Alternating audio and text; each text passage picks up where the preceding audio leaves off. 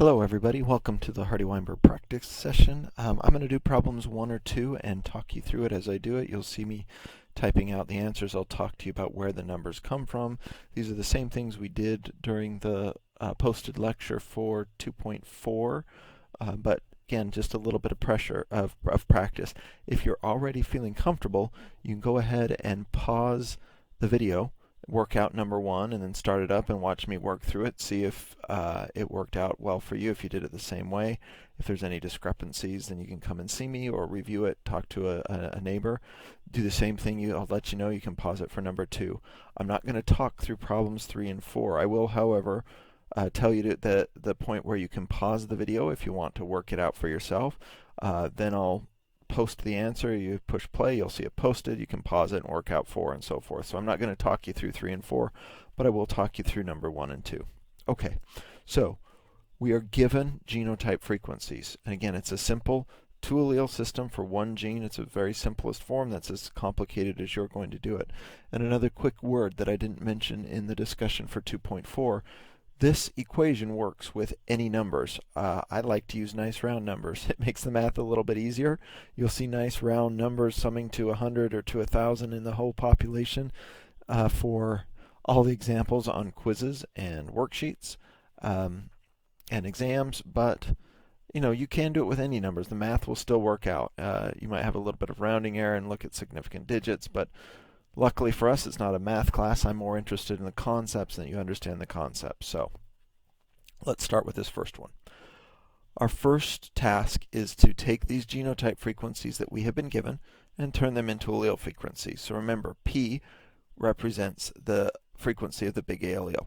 So I'm going to do 2 times 200 because we have 200 homozygotes. They carry 2 copies of that big A allele. I'm then going to add in 600 alleles to represent the 600 big A's that these heterozygotes carry. So we do that. 2 times 200 is 400 plus 600. I have a total of 1,000 big A alleles. Okay, now I'm going to go down to the next one. We're going to do 2 times, get back here, 2 times 200 for the homozygous recessive.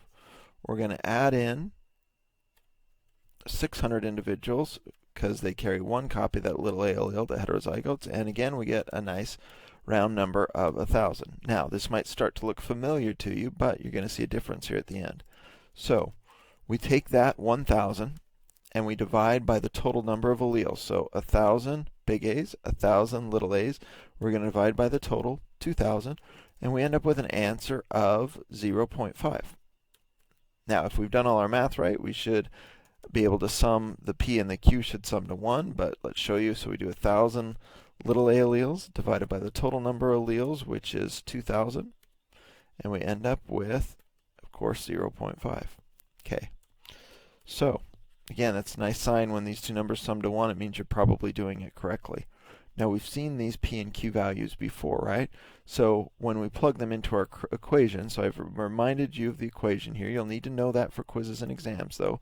P squared, which is a prediction for the homozygous dominant, 2PQ, which is a prediction for heterozygotes, and Q squared, which is a prediction for our homozygous recessive. So when we plug those numbers in here, we're going to have 0.5 times 0.5. That's our P squared value, right?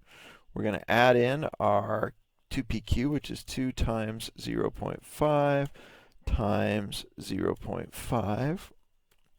And then we're going to add in our last value here, which is our Q squared, which is 0.5 times 0.5. Okay. Now we need just a little bit more space.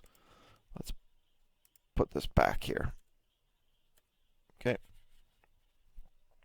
0.5 times 0.5. And again, if we've done everything correctly, then our equation here will always sum to 1. And sure enough, when we plug in our numbers here, if you'd like to check my work with a calculator, you can do that, or you can just trust me. But so let's put it over here underneath them, each one. So 0.5 times 0.5 is 0.25. Okay. And then we're going to add in 2 times 0.5 times 0.5, which when we do the math is 0.5 for 50%. And then we're going to add in this last one, which is 0.25. And again, those are always going to sum to 1. That's not what we're checking for. But now that we have these predictions, right? That's the equation we're going to use, the predictions. We predicted 0.25 or 25% of the population should be big A, big A. But yet we're only seeing 20% of the population, so that's a discrepancy. That means we're out of balance. Now we can look at the others, but even if one of them is out of balance, it means that Hardy-Weinberg is not in equilibrium. So then we would need to start to examine the population to see which of those 5 forces. So remember, it could be natural selection, it could be immigration in or out of the population, could be non-random mating, it could be mutation, it could be small population size or genetic drift.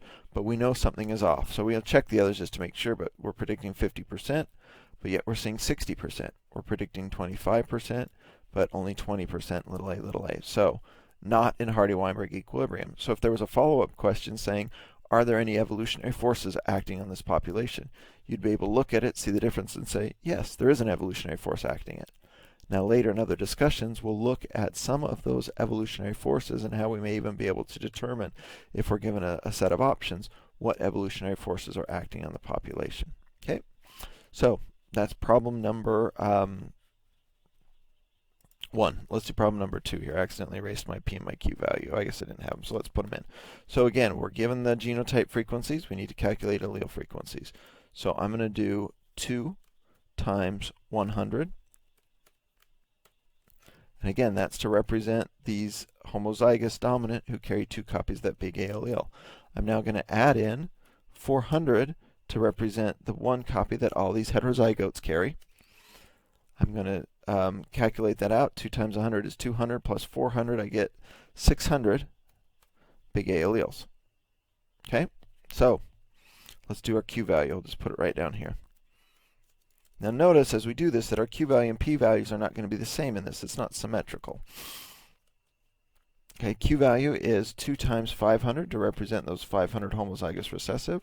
We're going to add in the 400 heterozygotes because they carry 1 copy of that little a allele also, and we get a total of 1400. Okay, we're now going to take these numbers and divide by the total number of alleles. So 600 plus 1400 is 2000. I'm going to take 600 and divide by 2000. That gives me my frequency. Ends up being 0.3, or sorry, 0.03 is, sorry, 0.3. There we go. That's what I meant to do. And then we got 1400 divided by 2000. And that ends up being 0.7.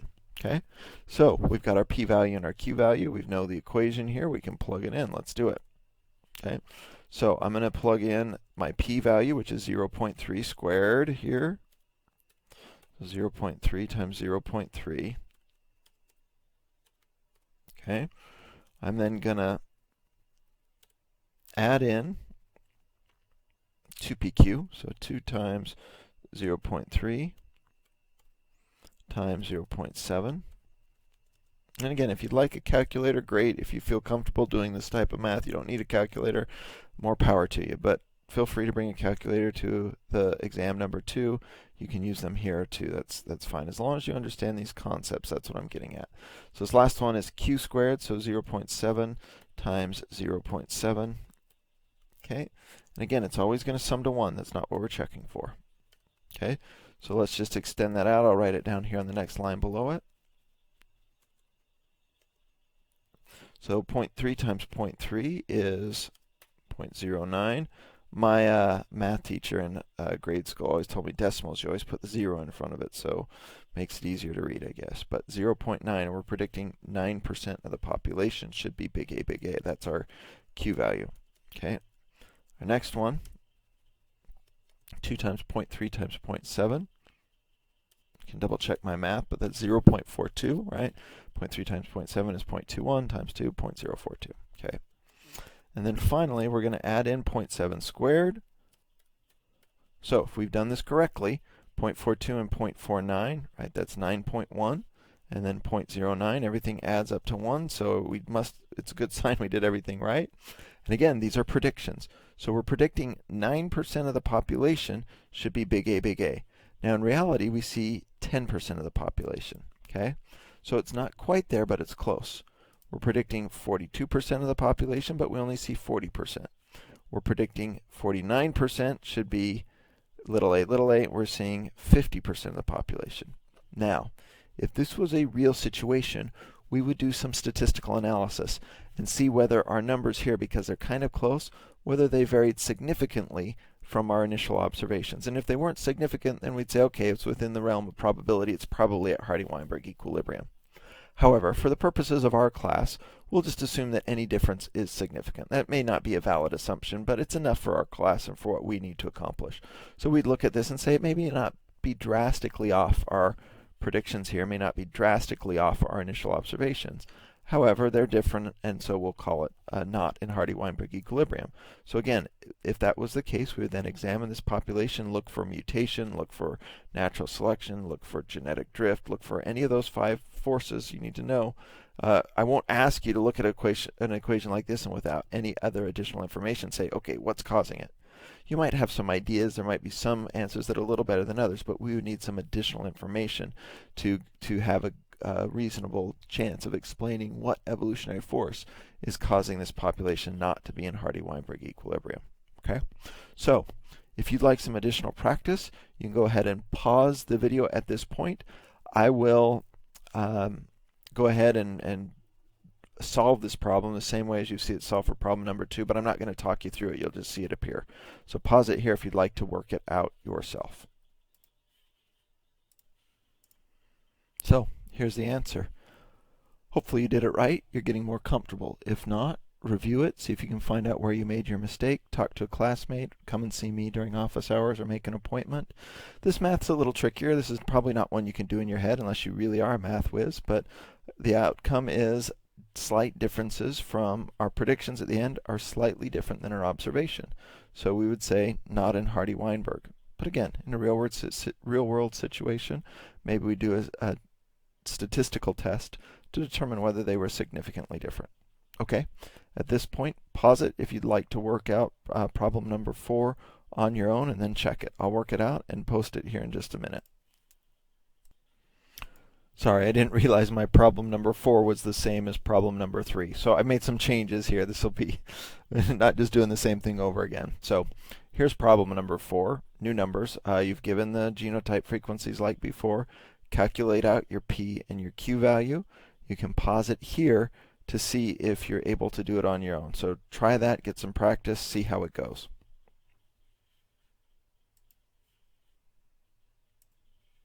Okay, so here's the result for that problem.